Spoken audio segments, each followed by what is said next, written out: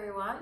I am TheRoseNduta and I would love to welcome you to TheRoseNduta. Today we're going to talk about investing, and after the week that we have all observed within the market, I think it's important that we kind of level set. And I wanted to share just some really easy do's and don'ts whenever it comes to folks that are first-time investors. I think this past week we saw a lot of brand new people get involved in the investment industry, and it was amazing to see the level of conversations that were happening. But I also recognize that there were a lot of folks who were jumping in head first without necessarily doing some basic research. So I figured we'd pump the brakes for a second, and as it's the weekend and we can't technically trade anyway, spend some time on rethinking how we're going to tackle this next week, okay? All right, so let's go. Now, before we go further, please make sure you like this video, subscribe, share this with other folks, and be part of the conversation below, right? With that being said, now let's actually get into it. So my first do for a lot of people is make sure that you are not investing your rent money. I firmly believe that if you are going to invest money that you are confident you are perfectly fine with losing that day. I say that because unfortunately the reality is that is 100% something that is a likely possibility, especially for first-time investors, for retail investors. It is beyond possible that you could potentially lose all of your money. So do not invest your rent money, the money that you need to pay bills, child support, whatever that critical thing is for you, your bills, do not at all, in any way, shape, and or form, invest money you cannot lose, because honey, I've seen it all at this point, and there's a lot of people who went from being millionaires to thousandaires to maybe they got $1 or $2. So please, for your own good, do not. But you know, as we're really trying to think about investing in general, like, do your research. And the funny thing is, I think sometimes when we're thinking about it, it can seem like this overly complicated thing, but in reality, it's a little bit of the following. Checking earnings reports, which are published, and those are often public information, and checking, did this company meet or exceed what they were expected to earn? Second thing, understanding the history of this company. How long has this company been? Is it established? Is it a startup? Because sometimes startups can be a little bit more volatile. When I say by volatile, I mean that stock price can move up and down like drastically compared to a company like a Google, which is probably not going to drop 40% in a day. I don't see that happening anytime soon, right? Because often they're more established brands, more established companies. As we're doing this research, some other really easy ways of doing this research is check their social media accounts, understand who is affiliated with this brand. Think about this. When you think Tesla, you're automatically thinking Elon Musk. When you're thinking Facebook, you're thinking Mark Zuckerberg.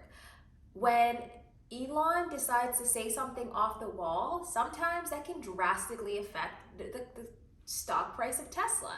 It's happened in the past where we've seen that it's even resulted in the government kind of getting involved because they felt like there was some potential stock market manipulation that was happening there. Like, at the end of the day, the brand owners are often very powerfully linked to the actual organization. So it's really important to be researching how they function and how they run their government, their organization, because that can impact how that organization runs. So make sure you're doing your research. And as you're doing your research, if you are going to get involved in stock investing overall, make sure you're diversifying. And I think diversifying can mean several things, right? So established versus like a startup brand. Those two companies may perform differently because of how volatile the market may be for them. A company like Disney is rarely losing 50-60% of its overall, there's like snow plowing outside. A company like Disney is not drastically, dropping half of its value overnight. That's not happening. But you can see that for less established brands.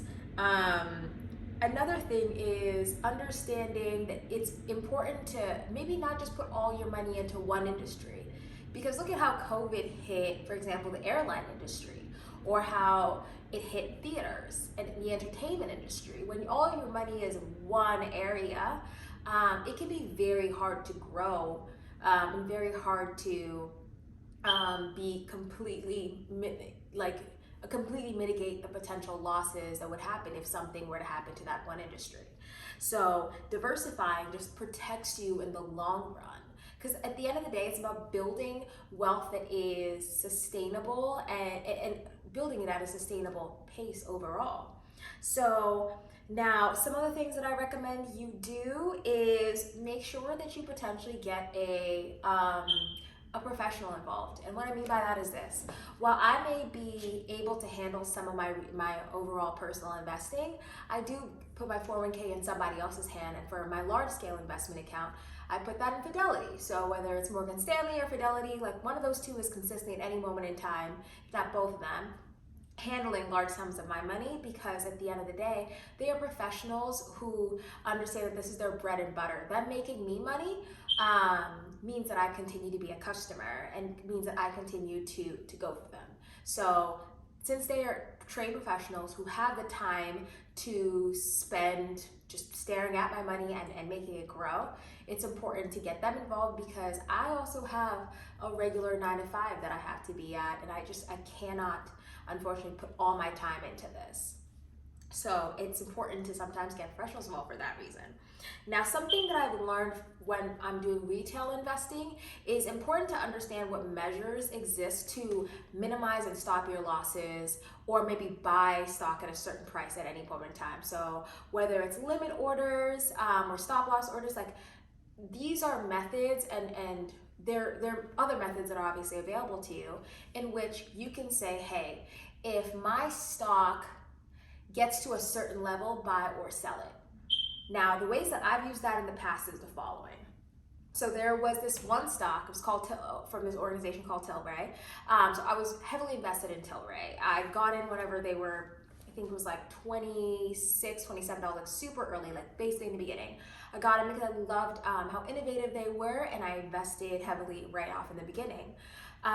In doing so, it was really cool to see in a very short amount of time this company skyrocketed, because people were really excited about getting involved and invested in the growing cannabis industry. And there was some research out there that was saying that they were going to get certain funding, X, Y, and Z. Like they looked promising, right? But then as they started skyrocketing, it was very quickly understood that they were potentially up for a big bust, meaning like it was about to plummet. So I personally made sure that there was an order in that if the stock dipped below, I think it was $200, that all my shares would sell. Like I would sell all my shares. That way, if it does go even farther below that, I've still made my money, I've still made my gains, and I can be out of there. Now, some people did not necessarily have that same reality. Some folks maybe bought a little bit higher and sold a little bit lower, and therefore they end up incurring a loss. But the ways that you can minimize what loss you have is by having some of these measures in place, so that your stock, you automatically prevent yourself from losing more than a certain amount of money, or tell yourself like, hey, if I at least make these gains, I'm good and I'm out. Sometimes I would rather have a slightly more conservative approach to how it is that I day trade, to make sure that at the end of the day, I am still consistently growing, versus one day I have, thousands and thousands, and the next day I have $10, and the next day I have like that type of volatility to me gives me anxiety.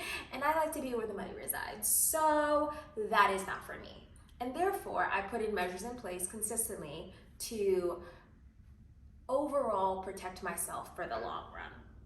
Now, the very last thing that I think we all need to talk about, and this was something that came up last week, especially as people were buying and selling GameStop and saying they were making, massive amounts of money and really getting excited to spend all that money, the following couple days once they would officially get their coins, is you gotta pay your taxes.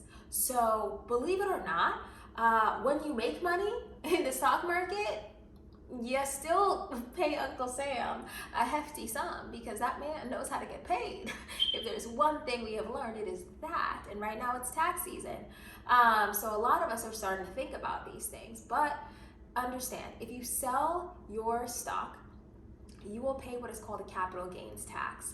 That is if you made money. If you did not make money, often you can claim the losses on your taxes, and it can be like just kind of bargain against your income to potentially put you at a lower tax bracket if your losses were that great. With that being said, if you sell your stock and you did make money and you sold it within a year of owning that specific stock, then you are going to pay more capital gains tax than if you waited a year and a day.